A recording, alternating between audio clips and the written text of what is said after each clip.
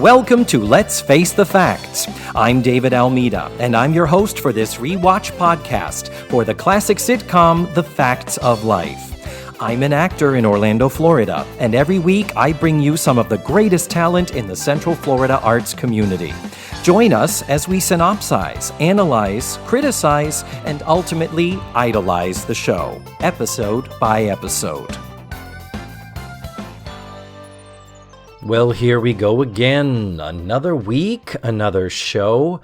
This is episode number 87. I was looking at that going, wow, we are careening toward episode 100 very, very fast. And that's going to be happening late September. And I'm realizing I need to start figuring out now what I want to do, because I want to do something special, but I have no idea what. But anyhow, that's the future. Let's focus on the now. This week, I've got Meghan Moroney returning as my guest. I love Meghan. I love any time I get to ever see or perform or just hang with her. And you will recall she did the adoption episode, season 1, episode 10.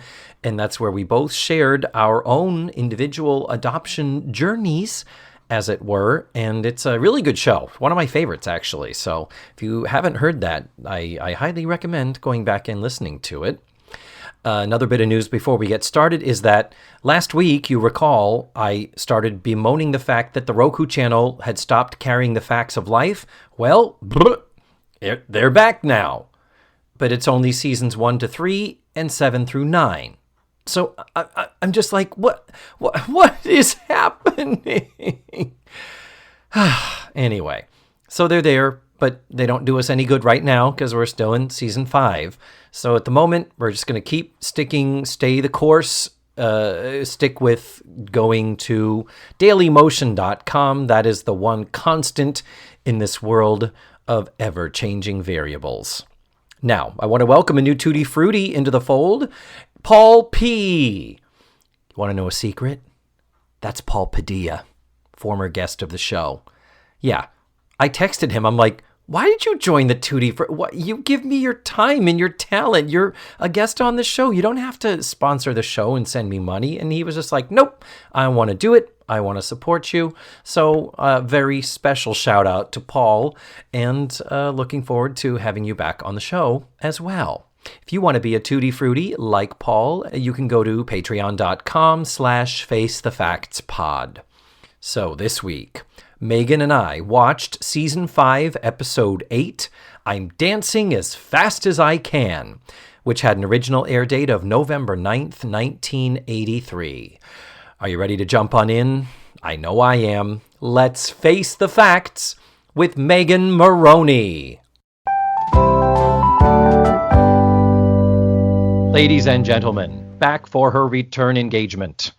It took another year and a half to find an episode equally as perplexing as the adoption one that we did back from season 1.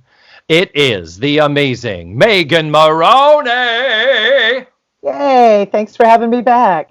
Welcome, my dear. This is quite an episode, isn't it? It is. I will say one of the things that surprised me on this rewatch, just in the same way it did on the first one that we did, is realizing that these are better actors than I gave them credit for in my brain. Okay. You know, like when I would think about it, I'd be like, oh, wow, everything was so heightened. And it is. But I'm like, oh, no, these people, Nancy McKeon can act. And, you know, Lisa Whelchel can act. And at this point, you know, Judy and Natalie, I'm like, they're very settled into what they're doing. And yes, both of those women can act as well. But they're still the most heightened, Judy and Natalie. And you caught them so early. I mean, we did literally the 10th episode. Nobody really had any clue what they were doing. They were finding their way. And at that point, only Lisa Whelchel could act. Yes, true. Where I was like, oh, she's actually making choices. She's good. Oh yeah, So no, Lisa Welch is she's the bomb, man. So we had already established when you were here last time that you had watched the show somewhat, but not a lot, correct? yeah, because I'm not really a sitcom person, as we had Mhm. discussed. I would, in that particular, in the era of the '80s, I would have been much more likely to be watching Love Boat or Fantasy Island, or than any. Even though those certainly had their comedic moments, Yeah. but I was not a. I've never really been a sitcom person, Hmm. like Frasier and Sports Night and The Cheers, Office. The Office, and even both English and American. But it's very rare that a sitcom holds me, Hmm. because the IT crowd, from England, I will Yes. watch at the drop of a hat. But yeah, so even as a child, roughly the same age as the women on the screen, I Hmm. was like, nah, I'm good. So You go live your lives and yeah, experience your exactly. teenage rites of passage. I'll be doing it on my own over here. Kind of, yeah. Nice. Well, Megan and I have just watched season 5, episode 8. And can you believe it's been a year and a half? And Hmm.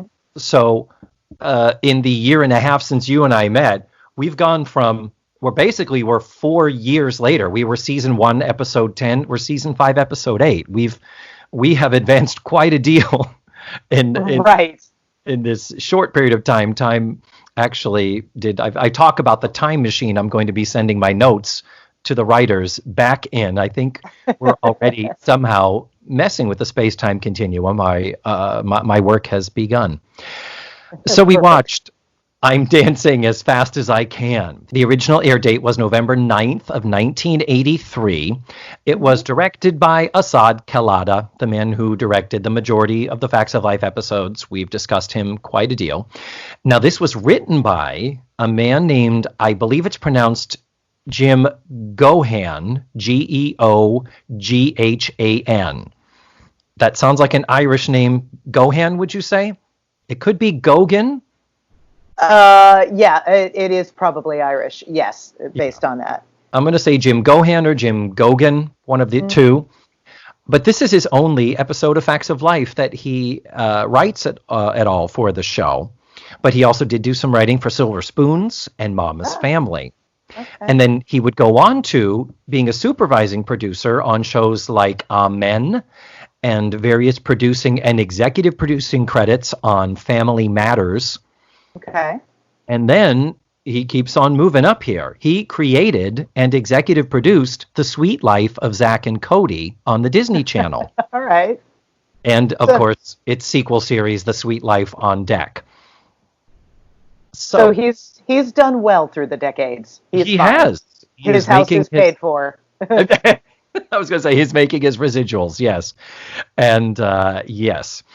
And one other thing to point out is we do not have Pamela Siegel / Pamela Adlon in the opening credits. For those who have been listening steadily, you know that makes me happy because they were trying to add this 13-year-old character into the show. She's sometimes there, she's sometimes not. This is an episode where she's not there. Good, because I don't like it. Gotcha. Anyhow, we have the episode.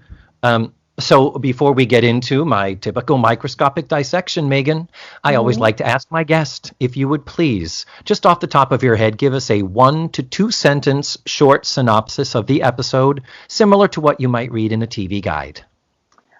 Uh, a surprise party for Mrs. Garrett goes wrong when Blair realizes her boyfriend has a secret he's been keeping from her. Oh, yes. And no That spoilers. that way, no spoilers. I try very hard to be no Yes. spoilers. Yes, intrigue with no spoilers is definitely the way to go. That's a win. Absolutely. So we are ready to get into this, and um, we have from frame one. It was like, okay, I'm going to watch the episode. I'm going to take notes, and it's like the first frame. Oh, gotta write it. Did you see the bad start? Did you see the bad false start of them walking down the stairs? No, I didn't catch that. That's hysterical. It's like they faded in just a few frames too early, and it's clear they were standing on the landing, and they say action, Action. and then they begin to come down the stairs. It's like you couldn't have had them back up a couple of stairs and be already in the process of walking. But anyway, that's just of the many silly little minute things that I notice and go, you're professionals. I expect better of you. But basically, Tootie and Natalie are bugging Joe. They are the ones on the stairs descending, and they are dying for Joe to tell them where are they taking Mrs. Garrett for her birthday. It's this big secret. And Joe divulges that she's taking her to Wedgwoods. And the girls are like, oh my God, you're going to Wedgwoods. What is Wedgwoods, Meghan? First of all, it is the worst named. I'm like, I get it. I do get the joke that Chippendales is a high-end status furniture place, furniture designers, and that Wedgwood is high-status China and dining services. However, that was lame. That was a lame parallel to draw. And I mean, you could go as far as to say, well, a sexual euphemism could be, I'd love to wedge my wood into that. Yeah, that's, I think, far too clever than what we ended up with. But I'm so glad you said that, because I could not agree more. I'm like, that's the best name for this racy, oh my God, play Wedgwood. Well, that was the thing, is like, you're taking her to Wedgwood, and I was like, oh my God, is it really expensive? Is this going to be awkward? No, it's a place where men dance in their underwear. Okay. I mean, I get it's the 80s and this was a thing, but yeah. Yes, it was. and fairly new. I mean, they had existed, but it kind of was going a little bit mainstream with the whole vanity culture, with the let's get physical. Right. More bust dudes were turning up in pop culture and movies and stuff. Now, here's the curious thing. They refer to it from minute one as a male strip joint. Yes. And we come back to this regularly throughout the episode about you were stripping, you were taking your clothes off. And nothing I saw there indicated that they went the full Monty and that there was full-on nudity there. No, it clearly never does. No. As Chippendales didn't. That was the thing. It was all about, look, I'm basically going to go down to a smaller bathing suit. For all intents and purposes, by our own observation and by network television standards, they are not stripping down and putting their dicks in women's hands and stuff. It's not right. That. It's not. This is a classic trashy joint. And, and you look at the extras, which was one of my favorite things to do in the scenes, and it's like there's a ton of grannies in there. Yeah. There is, it is not a tawdry place. No. Like the guys who are serving are super hot, and it's not a dirty place.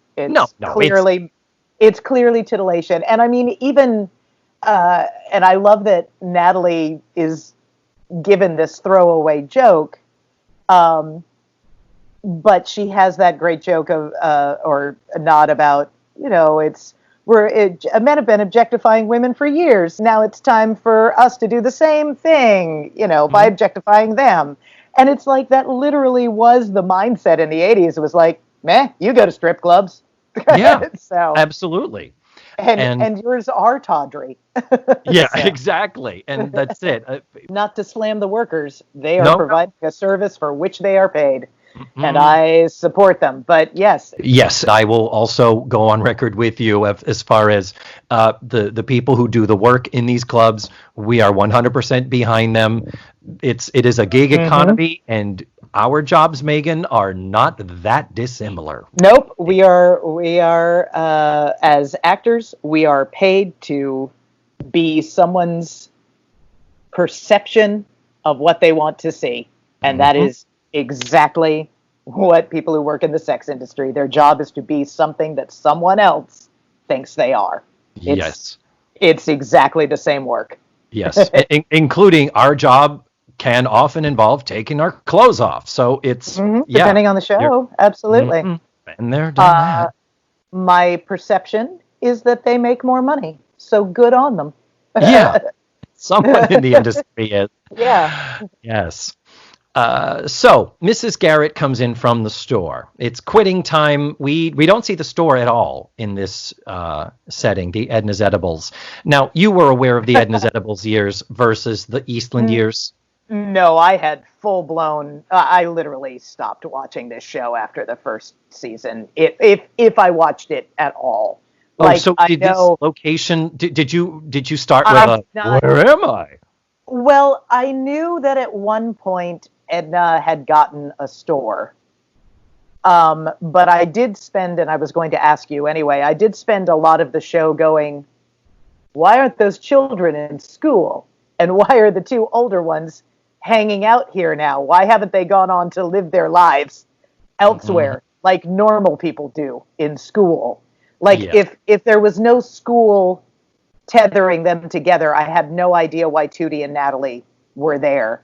And if one is 15, how is she allowed to work in Edna's shop? Oh, yes, right. Because that's actually a violation of child labor laws. She has to be 16 to be working. Oh, I didn't even think about that. Now, we do have parental approval. Mrs. Garrett, of course, wouldn't do anything that was not above board. All right, of course. And just so you know, this is one of the problems I have with these 2 seasons that are the Edna's Edibles years before we get to the 3 seasons with the Spencer's Gifts Shop and Cloris Leachman and that Michigas. Oh, right. Okay. Yeah. But my thing is that Tootie and Natalie are students at a boarding school. That's what I was just going to say. I'm like, don't they not live in this town? They commute from this place where it's like, you could not have to work at a gourmet food store that you live behind if you just went back to your dorm. And I mean, this is how strong the bonds of their friendship are, allegedly. Yeah, it's just weird. But Blair and Joe's circumstance makes a little more sense because they are in college. There happens to be an Ivy League college in, another fictional school in this non-fictional town of Peekskill, New York. And so Blair and Joe were having issues with their living arrangements right at the same time as Mrs. Garrett was given this opportunity to have the store. Okay. Now, we don't address the fact that Blair is allegedly rich AF and could just buy a damn house. Right. But whatever. They're back to that. We know her home life is hell. Maybe somebody's trying to teach her a lesson. You can't make it on your own, Blair. I can. I'll live with Mrs. Garrett. Yeah. So, yes, your confusion is 100% founded, being dropped into the middle of this show now.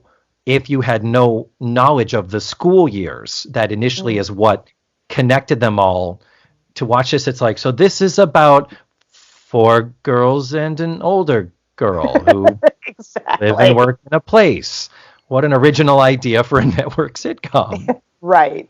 Oh, which, by the way, Edna's Edibles does not age well as a name for the store. It is, however, perfect for a reboot if they ever want to bring Facts of Life back. Matthew Arter says, every episode is better if you watch it through the lens of, this is not a gourmet food store. It's a drug front. Yeah. Just look at it like that and opens up new worlds of enjoyment. He is 100% correct. Yeah, I was just like, oh, all right. Yeah. But who in the 80s ever imagined that the word edible would be taken into a whole different realm? Absolutely. They were just like, nah, this works well. That's 2 E's next to each other. Yeah, it's alliterate. Yeah. Yeah. So Natalie and Tootie take this moment to give Mrs. Garrett her birthday present. It's like, why would you not wait until Blair was there? There's this special thing happening later, this secret that, they're taking her to the strip club that she doesn't know about. So I guess it's that whole thing of, well, let's do it now.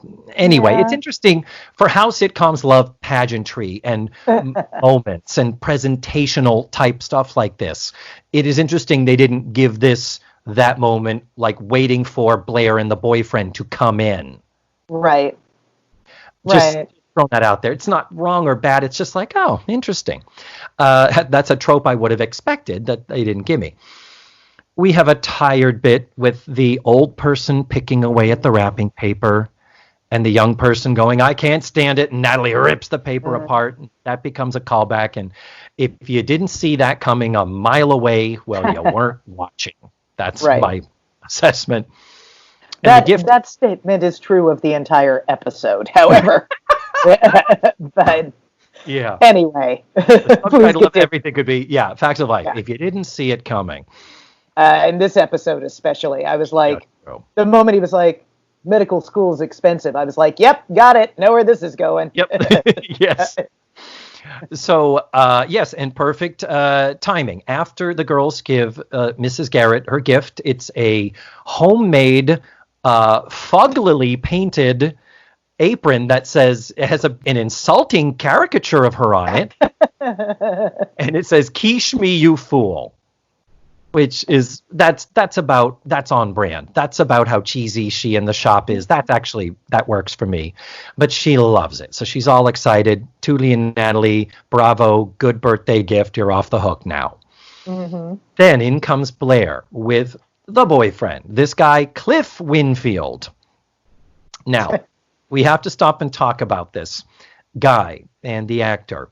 First of all, this is one of the many times we have a boy appear on the show attached to one of the girls, and it is like they have been together for months and months, and things are always really serious. There's a sense of seriousness about it, even though we've never fucking seen the guy before. Also, don't forget that they give him years of history with Mrs. Garrett, because he goes, it's all those times you gave me a free lunch when I was in school. Yeah. And it's like, oh, so this guy's just been off screen for the past 5 years? Yeah. At a girls' boarding school? Yeah. So, well, I just took that to mean that in the time that I've been dating Blair, all the free lunches you've given me from the show, I didn't take that to mean there was a history. But for me, watching it, to me, it felt like he'd been around for a while. Just he was a Dickensian street urchin living literally, by the dumpster. That's what it felt like. Yeah. Well, Meghan, I do not. I can't 100% discount that theory, because when Blair and he come in, they're singing "Happy Birthday" to Mrs. Garrett as they walk in. This cute little couple, all in sync with each other, and Mrs. Garrett hugs Blair, and there's a kiss on the cheek, and then Cliff hugs Mrs. Garrett, and they kiss on the lips. Yeah. I noticed. Yeah, I saw that. I was like, oh, okay. What the shit? That was shocking. And I'm like, well, I guess he is very close to the family. Mm-hmm. If he is not this homeless child that she has secretly taken in over the last 5 years and then finally introduced him to Blair, it's that thing of, okay, we've seen other attempts at quickly trying to create infrastructure and connection between the actors to make us feel like, oh yeah, Cliff's been around a while. Cliff's our buddy. We like him. We love Cliff. Yeah.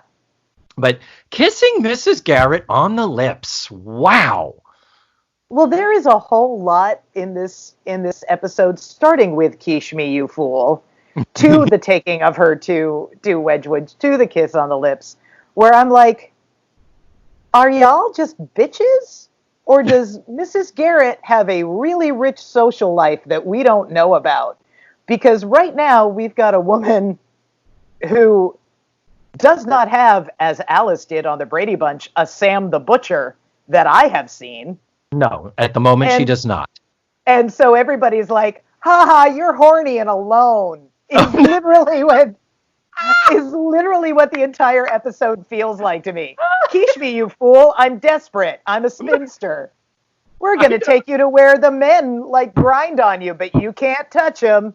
I'm Blair's boyfriend. I'm going to kiss you on the mouth and give you a rose, but you're going home alone. Click, click. I'm just like, why are you all horrible? Get her a nice dinner. Or buy her a man, a true sex worker, and give her a little... I literally was like, I would be very over the, haha, Mrs. Garrett, look at all the sex you're not having, that this episode seems to be. I did not take it that way. And now that you present that case, I cannot see it in any other They fashion. are literally throwing men she can't have and sex she isn't getting in her this entire episode. Ow. Okay. Well, I'm going to continue on here with thinking that, and I'm deeply upset by what horrible people these girls are now. They're Man. either bitches or ignorant, one or the other. Yeah. But Or I'm going or with maybe ignorant. both. Fingers crossed. Yeah, exactly. But the actor who plays Cliff, who is so sweet and charming and cute, I mean, he's adorable. The actor's name is Woody Brown. And he is appearing on The Facts of Life, fresh off of his one-season run on Flamingo Road. Oh, The short-lived all right. TV show starring Morgan Fairchild and Mark Harmon. Also something I would have been watching in the 80s over Facts of Life. Yes. I loved my nighttime soaps. Absolutely. Yeah. Well, speaking of soaps, Woody Brown would go on to appear in 8 episodes of General Hospital. He has other little credits, but his career seems to end in 2002 as far as acting roles. So that was, General Hospital was not very recent.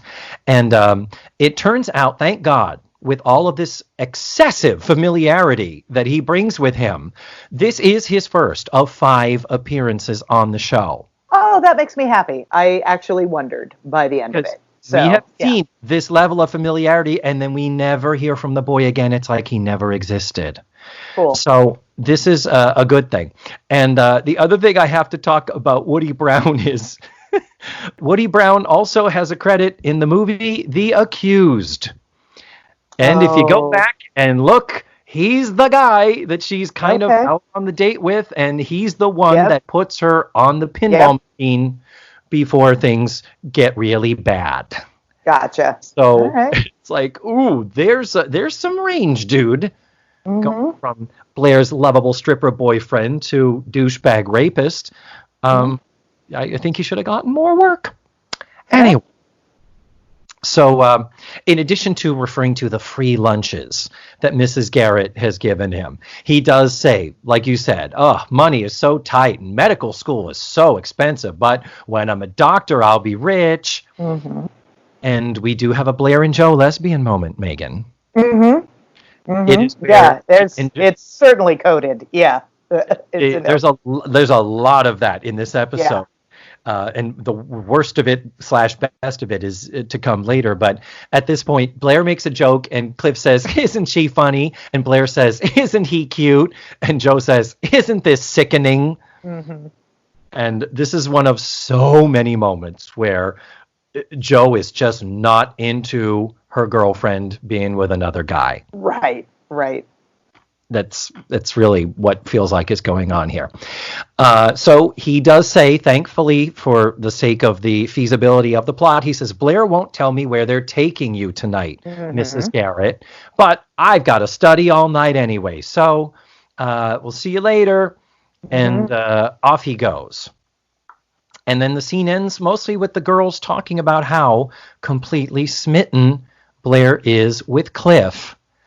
And she is so smitten with him, clearly, that she forgets to brush her goddamn hair.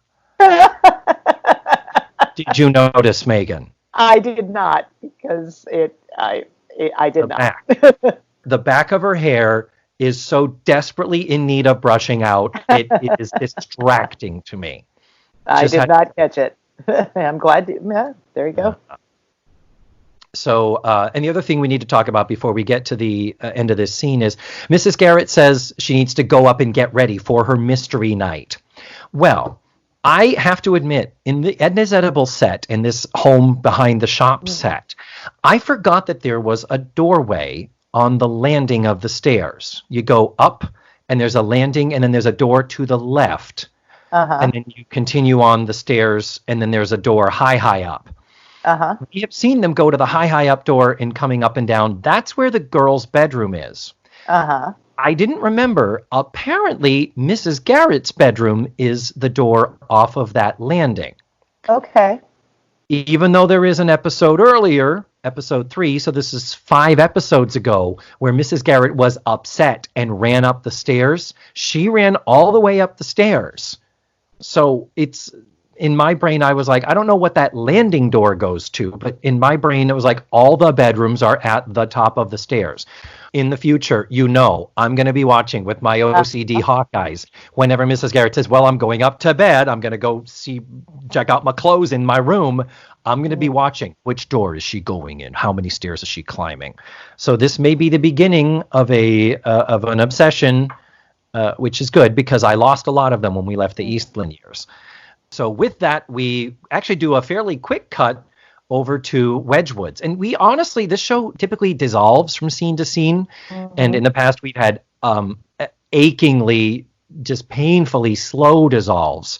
And this was nice that we went in a hard cut straight over to Wedgwoods. I was going to say there were actually some things, and again, I haven't watched anything but the one that we did prior and this one. But there was a lot of camera stuff that I actually really liked in this episode. Yeah, me too. Yes. One of the things that I liked that they kept was, I assume it's when Mrs. Garrett is talking to Blair, but I can't remember because in the frame, in the window behind them, Tootie is telling Natalie that she's got Mrs. Garrett's lipstick on her cheek and is helping her wipe the lipstick off her cheek. And I was fascinated by that because it wouldn't have been considered good sitcom TV at the time, but seeing them stay in character and have that little conversation is the realest thing in that scene. Yeah. Because it's two girls going, oh, you got a little lipstick on you. Okay, let me fix it. And they're not talking, but they're connected. And it was more fascinating for me to see them in that window than to watch what was happening in the foreground. And I love that it was left in. Oh, good. And it's the first time I had seen something like that on this show. I hadn't even noticed. And the other thing that I love is when we are in Wedgwoods, clearly much of all of that is filmed with a handheld, almost documentary style.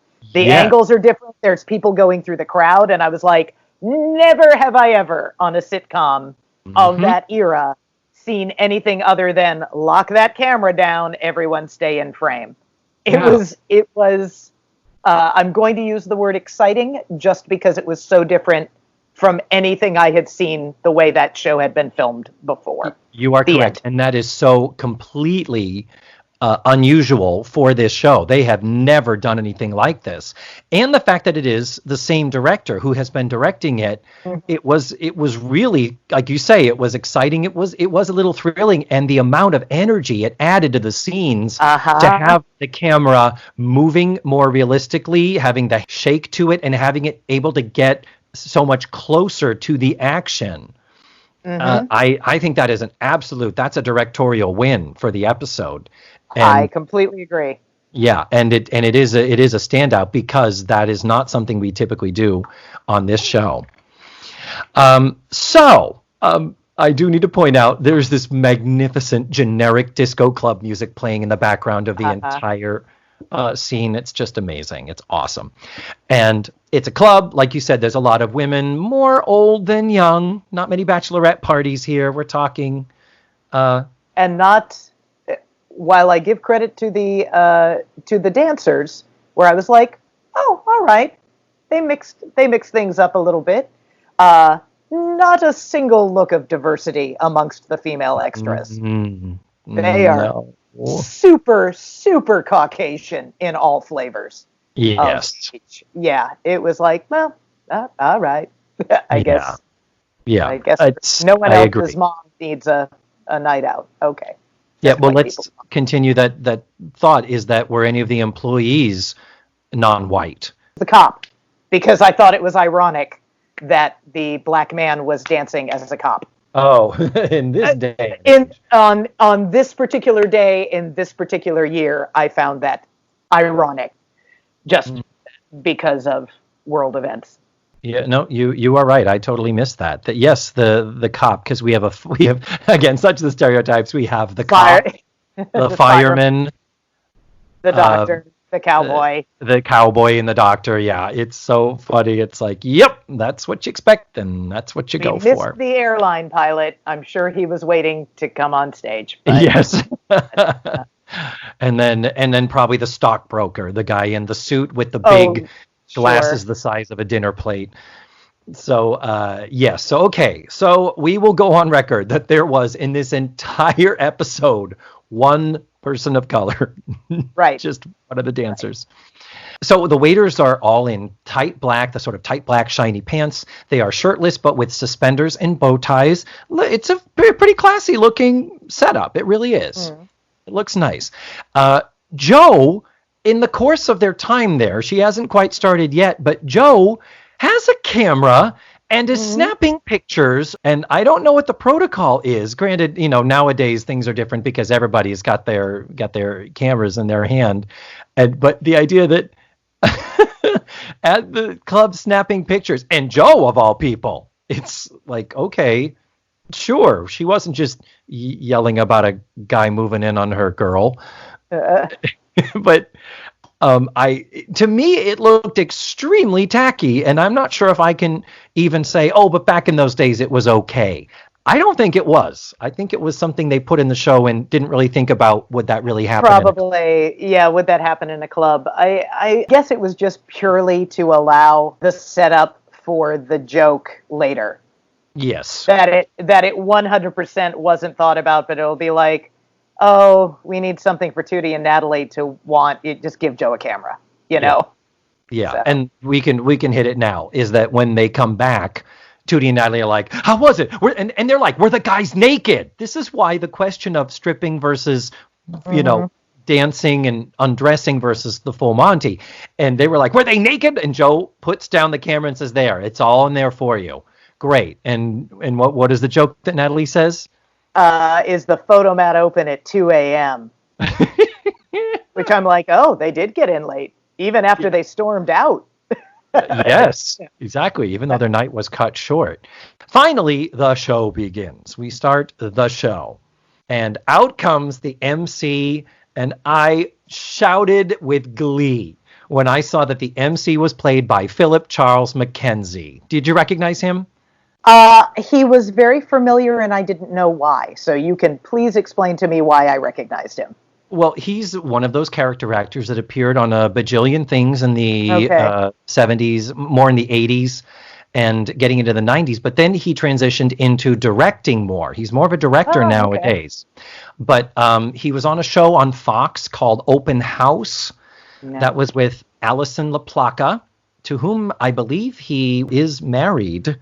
And that is the sitcom that first introduced us to a young actress named Ellen DeGeneres. Oh, okay. In her first sitcom acting role. She was a stand-up. She was known for that. Yeah.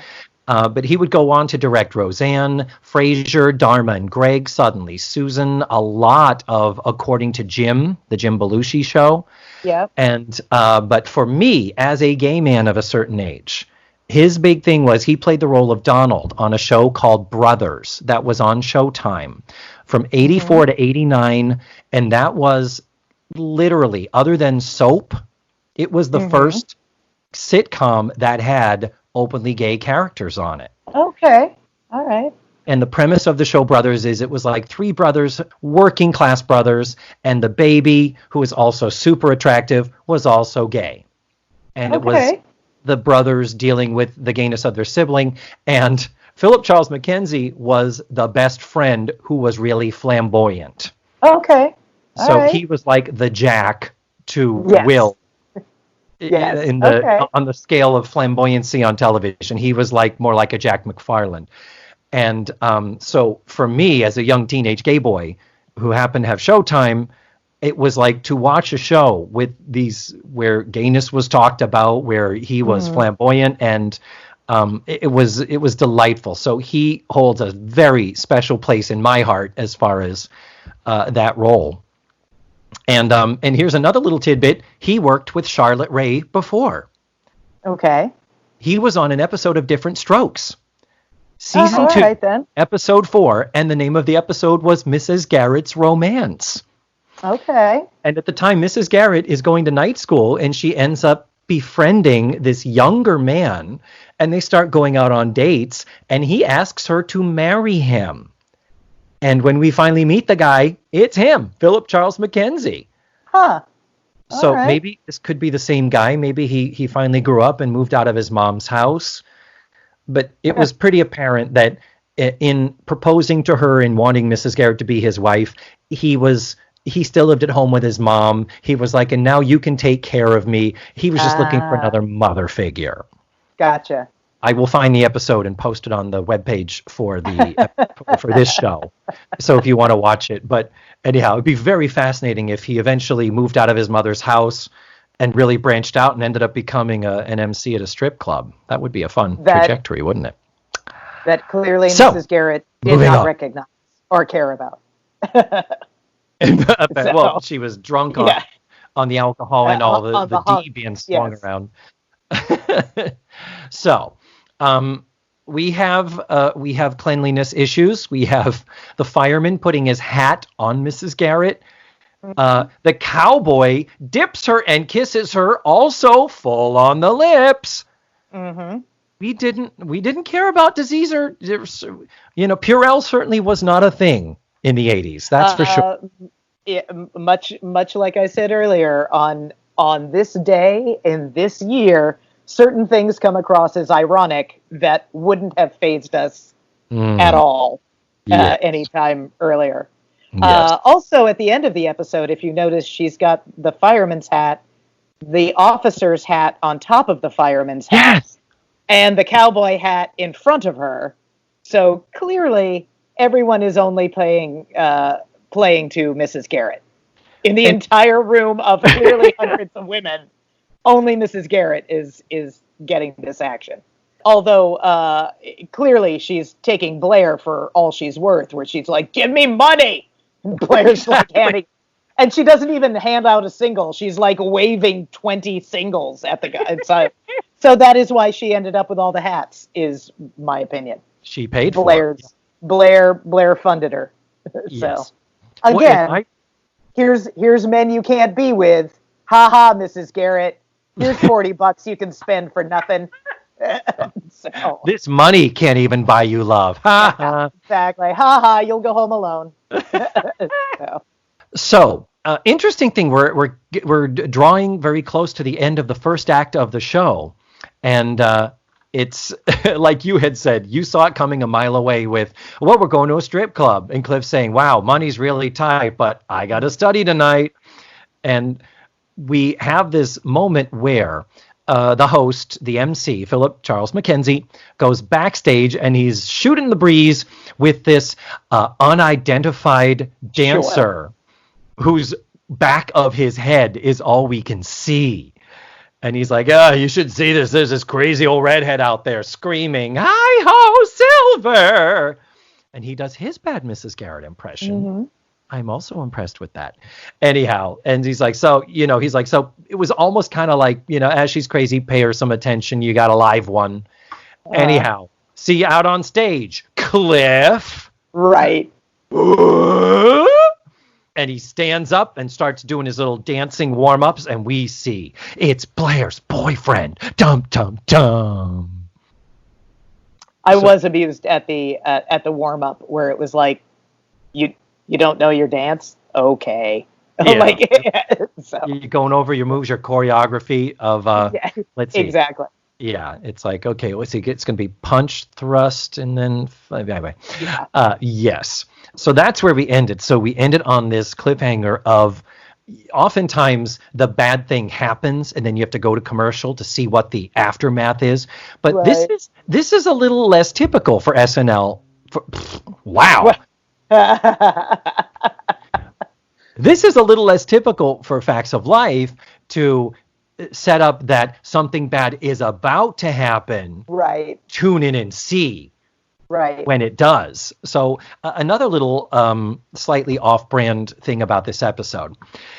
So we come back from commercial now, and we are introduced to Dr. Love. the exotic dancer in his scrubs who has the surgical mask and hat on, and so takes those off. And we are just barely into his dance. When the mask comes off, he turns, and Blair sees him and recognizes him and dramatically runs out of the club. Yeah. Right. And if the dramatic factor isn't high enough, his performance just stops. Like he can't even go on and fake it. Like, oh my God, what has happened? Mm-hmm. And the other ladies are like, hello? Is there not a show here? Yoo-hoo. But that's how the scene ends. We don't really have any more aftermath. And then we move on back to the house. So interestingly, when they come into the house, Joe is the first one to speak and says, Blair, it's not the end of the world. Mm-hmm. And then she proceeds for the rest of the episode to take literally the exact opposite point of view, which is highly puzzling.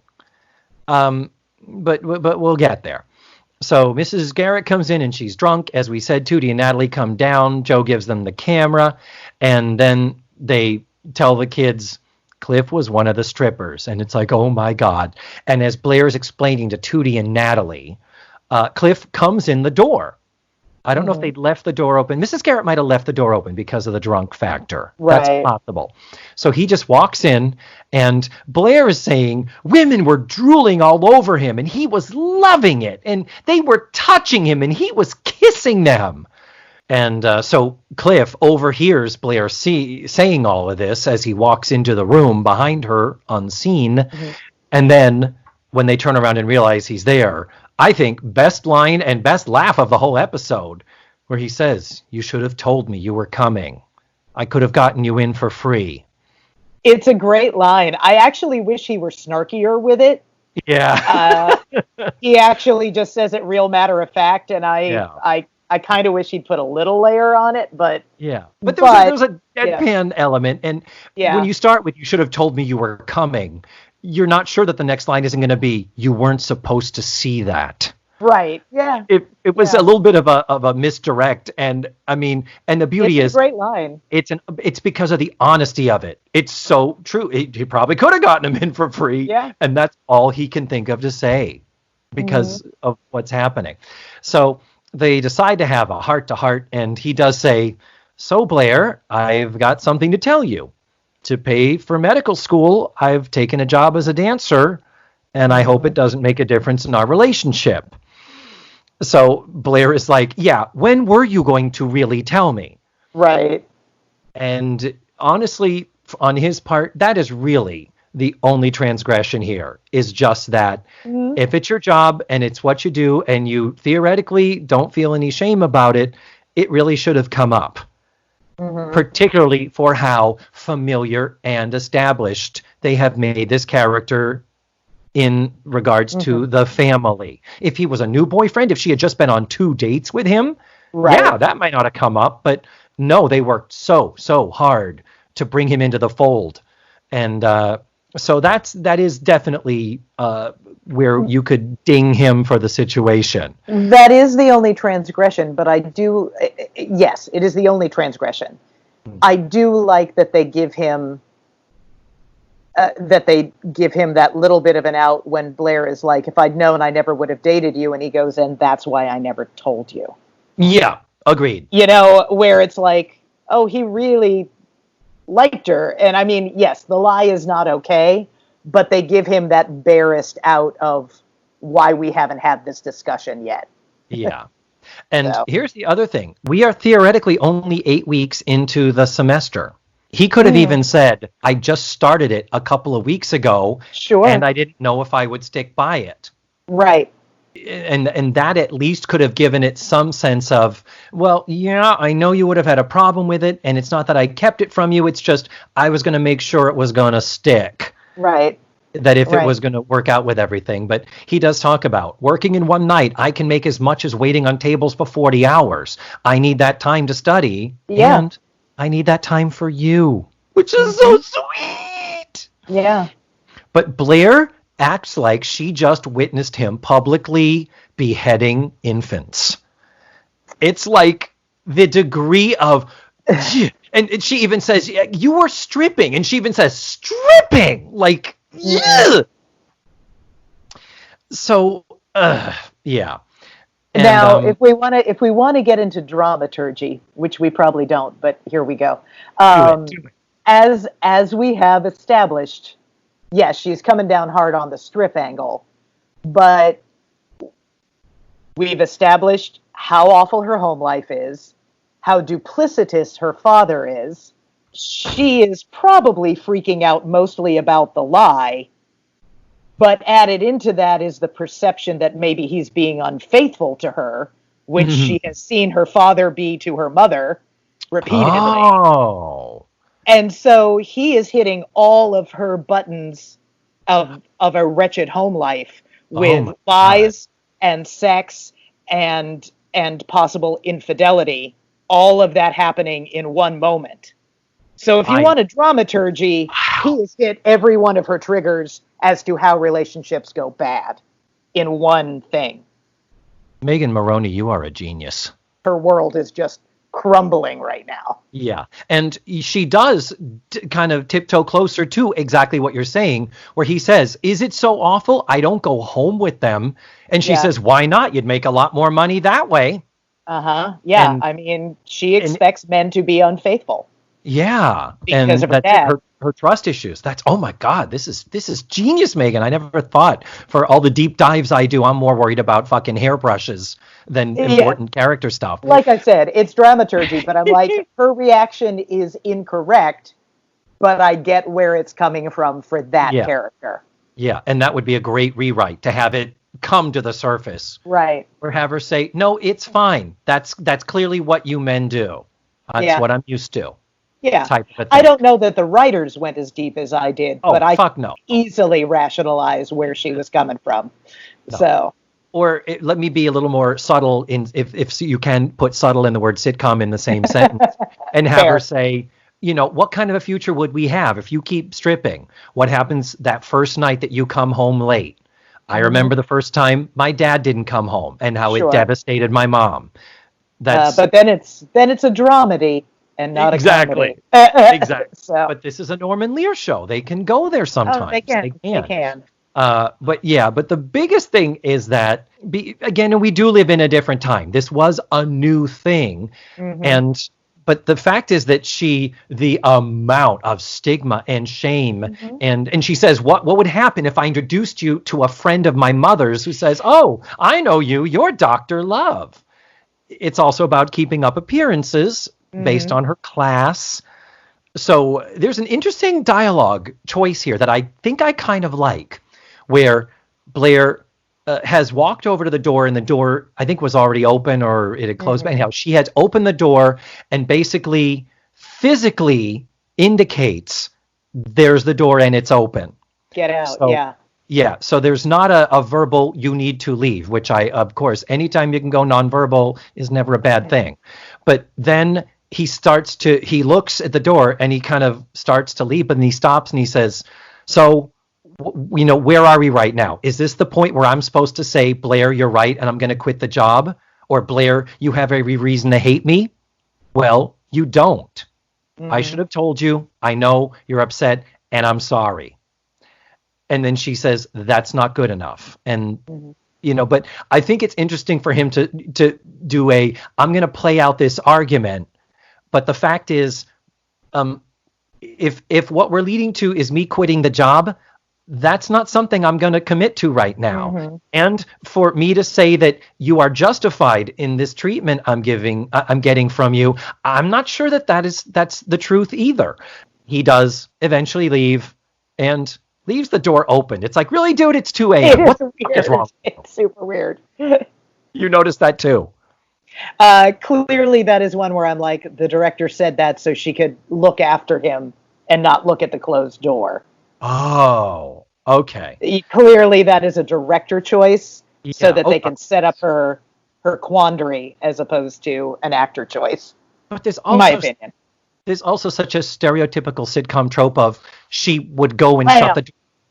Well, she would Yeah. not maybe slam the door, but shut it behind him and then turn around and lean on the door and bury Right. her face in her hands again. If that had happened, I would have been like, yep, that's what this show would do. They didn't want to move the camera. They were like, just leave the door open. We'll do it Yeah. all in one shot. But we already have the handheld. We could actually move on in. No, handheld, never handheld in the house, only in the strip club. Yeah. So then we move on to our final scene. It is still in the home. We don't see the store. We're only in the home part of the set. Mrs. Garrett is at the table working the books. This is a new, often busy work thing that we get for Mrs. Garrett, is her with a ledger of some sort. Yes. Now she's a businesswoman, and she has, I think, the world's most gigantic adding machine Yeah. in history. Mm-hmm. In front of her with the paper tape and all that. And I will say, as the son of the office supply king of Brockton, Massachusetts, this belongs in His Girl Friday with Rosalind Russell and Cary Grant. It is Right. old. It's an old ass prop. It's like, what is happening? It came with the old house. Yeah. So. It's in the corner with the safe. Yeah. And the corpse. So it's we learn it has been 3 days. Mm-hmm. And Blair is supposed to have gone somewhere, but it's like, well, I'm not going to this thing because I was supposed to go with Cliff. And Joe is like, good riddance to that creep. Joe has suddenly changed her tune. Right. And she's singing it loud and proud. Good Lord. Mm-hmm. Harping on it really bad. And Mrs. Garrett is like, Joe, it's been 3 days. Can't we give it a rest? And Joe does not give it a rest. And Mrs. Garrett, thankfully, as the voice of reason, it's like, Joe, yeah, he performs for Screaming Women. We were Screaming Women there that night. We were a part of that whole group. And there's doesn't throw out, and you were taking pictures. No! Well, she fucking should have. Yes! So. Yeah. Have you been to the photo mat? Something like that would have been fantastic. Oh God, yes. You are hitting home runs here as far as rewrites, stuff that I didn't catch. But Joe goes on to it gets almost a little gaslighty, where Joe is like, no, you got rid of that guy, you needed to make a decision, and you made it. Mm-hmm. And then Blair is like, well, I'm not sure about it now. Basically Blair is saying she misses it. And Joe says, Blair, you're making me crazy. Either you hate the guy or you don't. And you hate the guy. Right. Like, wow. The sense of, if you are playing in the lesbianic overtones that were not there when they wrote it, but this whole thing of how Joe is leaning hard into, no, you and this guy are not getting back together. We got him out of the picture and you're perfectly happy here, alone with me. And our two 15-year-old friends. So. 16 or whatever the fuck age they are. So, Mrs. Garrett, Joe, it's Blair's place to decide what Mrs. Garrett is intervening, thankfully, on Blair's behalf about, look, this is fine. And Joe even says, what would you do if you found out your boyfriend was a stripper? Woman who doesn't have a boyfriend. Yeah, exactly. And she does that thing, that looking, smiling. And she's like, well, and she's like, I'm thinking. And literally, it's that thing of, wait a minute, you're telling me I'm dating a dude that's hot enough to be a dancer there? Fuck, I'm on board. Well, and I also love that because, again, as much as I hate to admit it, I'm probably the age that Charlotte Rae was in this episode. But I'm like, there really does come a point in a person's life, I'm going to say in a woman's life, where you're like, yeah, shit that would have freaked me out at 18 doesn't even cause a blip on my radar now. Yes. Where I'm just like, you were a porn star? Great. Okay. What do you know how to do? Yeah. You know? Exactly. Let's put some of this to use. Whatever. I mean, it's so. I was actually delighted that they didn't it's correct to character, but I was delighted that they were like, the older woman's like, yeah, I don't have a problem with any of this at Yeah. all. This is really a minor thing. So, Exactly. Especially when they know his character. He has not mhm. lied about anything before, and he's doing it with a, well, I don't know. I'm kind of trying to figure my life out. So I figured I would just start dancing and, doing a little bit of porn and maybe some drugs in the back room until I Right. kind of get on track and, weigh my options. That's a whole other Yeah. kettle of fish, kids. All of his logic as to why he's doing it is 100% sound. Yes. The time saving, the money saving, the being available to be with Blair as well. I'm like, all of this is really good logic. Yeah. He's a smart man. Agreed. So, Agreed. And so then Cliff shows up. And then we get, and this is like literally in the last couple of minutes of this episode. It's like there is part of me kind of going, when are we going to wrap this shit up? And then Cliff comes in and we get, I think, one of the most dissatisfying, lazy, cop-out endings. I don't know. Let me tell what happens, and then Megan, I'll let you weigh in on it. Cliff comes in and there's a sort of, hi. And he says, I've been thinking about us. And Blair's like, me too. And he says, do you want to talk? And she says, yeah. And he holds out his hands and she takes his hands. Freeze, roll credits. What the fuck is that? What is that? We're about to have a difficult conversation. We're about to find out and the idea of, well, no, we're going to leave it up in the air as to what this discussion might be. I'm like, what a fucking cop out. What did you think, Megan?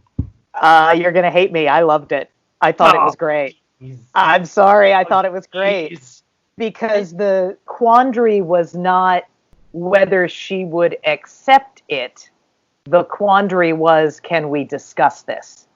So her willingness to not be hardlined after 3 days. And you also get the impression that he has left her alone for 3 days. Yes. That this is not a guy who has been like, we got to talk, baby. That he has just been like, let me give you some time. Mm-hmm. And then he shows up and is waiting for things to calm down. Because this isn't a world where people text each other all the time. So we have established he's a good guy. Mm-hmm. And nothing other than this one lie, nothing has gone against that. You've told me that he shows up in future episodes. Yeah. And I don't remember. I haven't seen them in so long. I can't tell you what the eventual outcome of this is, if they ever address it at all. I don't know. But the point is that he sticks around in canon. The breakthrough is more that Blair, who is normally as hardlined as Joe is willing to listen. So that's why I actually liked that ending. Because it meant she was like, you're worth us talking through this and maybe we'll fix it or maybe we won't, which obviously they did. Yeah. But it's worth her listening. Which I don't know. I actually really liked it. It was antithetical to sitcom to me, so I enjoyed it. Yeah. Here's the deal, Megan. You have been so right throughout this podcast, and you have pointed out so many things. You are winning all around. So as far as whether it is empirically good or bad, you're probably right, and it's probably empirically good. Here's the thing. Opinion is opinion. Here is something I also liked about it. We have the guy who has clearly given her space that she has asked for.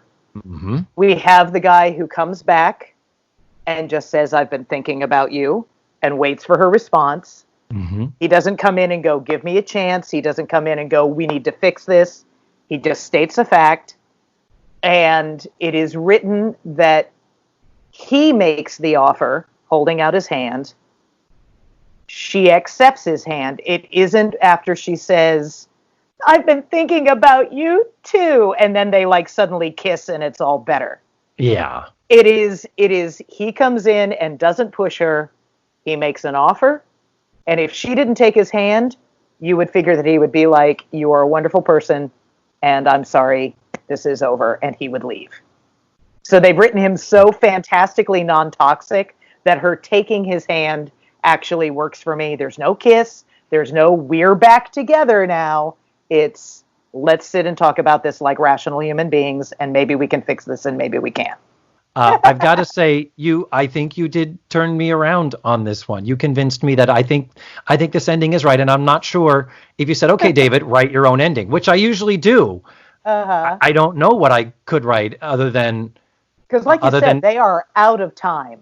They can't have this conversation. So it's better that we just know they're going to have a conversation. Yeah, because if Blair said... it's okay, I can handle it, I've thought about it, let's be together, yay. Yeah, that would be really icky. The worst would be if he said, it's, you know what, Blair, I've been thinking about it, I'm going to quit the club, you're more important to me. That would have been horrible also. I would hate that too, because I guess the homework then is it ever mentioned again, or is there a throwaway line the next time he comes up? Because you said you haven't seen those in a while, where he's like, whew, working at the diner takes a lot out of me. And you're like, all right, he quit his job and now he's working as a server, or whatever. 70 hours this week and I made $40. Yeah, exactly. Thanks, Blair. I wonder if maybe the compromise is he can become a server at the club and still make a lot of money. Being Ken, where he's flirty. Maybe he won't make as much, but he's already still taking the bus. We've established that. Yeah. Man. Well, we are at the end of episode, Meghan. I love the intellectual loveliness that you bring to it. We talked before about kind of your being so steeped in the nerd culture and in universes and in canon. The fact that you use the word canon in describing this, I love so much. I mean, it is a spin-off from Different Strokes. There's a canon here. Oh, I say the FOSU, the Facts of Life Cinematic Universe. Absolutely. Yeah. Amazing. Yes. So, Meghan, I'm going to send you on your way, and I hope this is number 2. I hope that we have many more to come as we proceed down this path. We've got 4 more seasons. 4 more seasons. Good God in heaven. All right. Yeah. So, wow. Yes. All right. So thank you again, my darling. It was great to see you and talk with you. I can't wait to see you again in person. Smooches and goodbye. All right. Goodbye, my dear. And there you have it. That was Meghan Moroney. I love that Meghan really brought it this episode. Her intelligence, her analytical skills, using words like dramaturgy and canon when talking about the facts of life. Oh my God, that was just amazing. I am so thrilled that she was able to come back to the show, and I certainly hope it is not the last time. One little follow-up is we were talking about how to pronounce the name of the writer of the show, and it turns out I found a YouTube video with him where he says his name, and he pronounces it Jim Gagan. So, there it is. I'll post the video. It's really interesting because it's him talking about his career, so it's a nice little video. Next week, I'm going to be watching Season 5, Episode 9, Small But Dangerous. That is the Pamela Siegel, Pamela Adlon episode that I think I've been dreading, and I haven't watched it in a long time, but if memory serves, I think I really, really hate it. So, let's see if I'm right or I'm wrong. Tune in next week. And if you want to watch the episode, you can see it at dailymotion.com, and I did put the link in the show notes, and it is also on this episode's webpage. That's all for now. Thank you so much for listening to this week's show. And remember, the facts of life are all about you.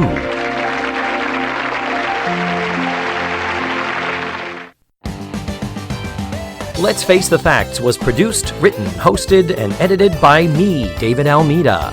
My theme song was beautifully arranged and recorded by Ned Wilkinson. Our website is facethefactspod.com. You have to drop the let's. And that's where you can find extra pictures, video, and audio extras from the digital cutting room floor. Follow the show on social media. We're everywhere under the handle Face the Facts Pod. You can become a patron of the show by going to patreon.com/FaceTheFactsPod. And don't forget, go to your favorite podcatchers and subscribe, rate, and review. Tune in again next week for another thrilling episode of Let's Face the Facts.